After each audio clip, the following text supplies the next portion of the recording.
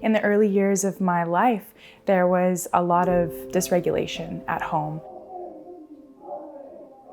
My father was struggling with addiction. And unfortunately, when I was 6 years old, his addiction took his life.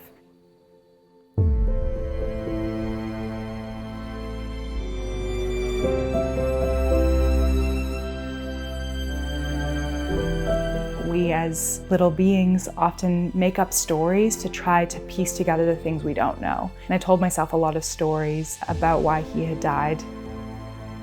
I painted him as being wrong and bad. I painted myself as not lovable enough, not good enough for him to get clean or to be a part of my life. There was a lot of pain and grief that I didn't know how to process. I just shut down, and all of that still lived within me. It was like I had buried it deep in my subconscious, deep within myself. I was using alcohol a lot as a way to connect with people. I found that I was shopping a lot. I was always looking for something to stimulate or engage with in order to find some sort of joy external from myself.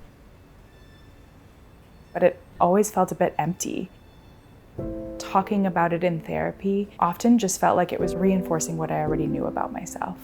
I had had these things happen, they were sad, they were painful, and no amount of talking about it seemed to really help.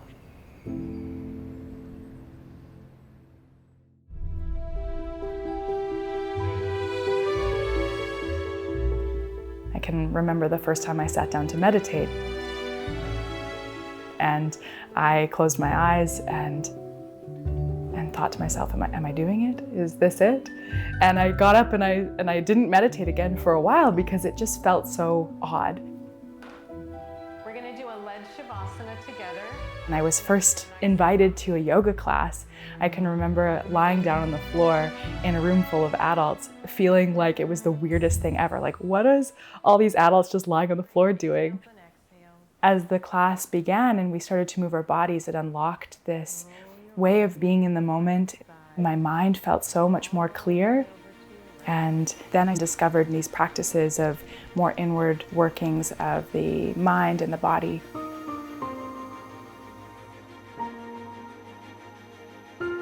I've explored Reiki, somatic therapies, conscious connected breath work, and ceremonies involving medicines and sound.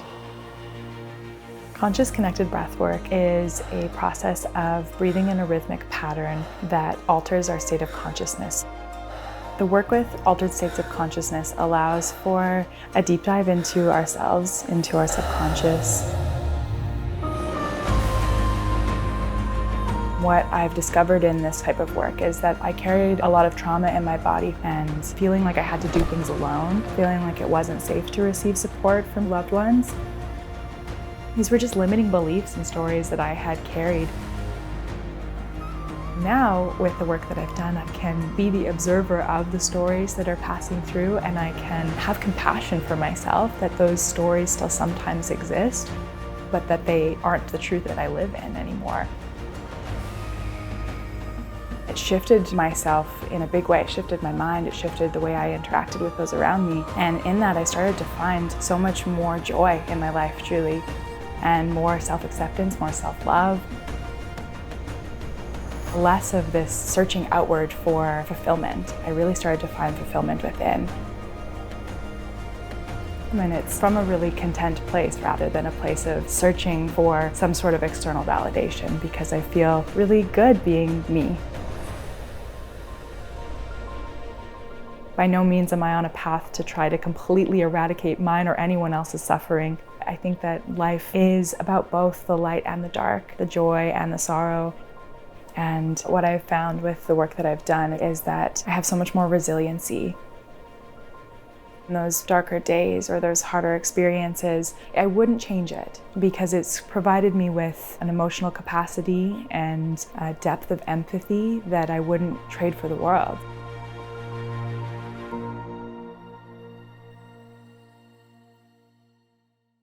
I don't necessarily believe that everything happens for a reason, and I don't think we need to believe that, but we get to take what has happened in our lives and transmute that into a medicine that we carry and a tool and a depth of who we are that makes us the beautiful, multifaceted people that we are.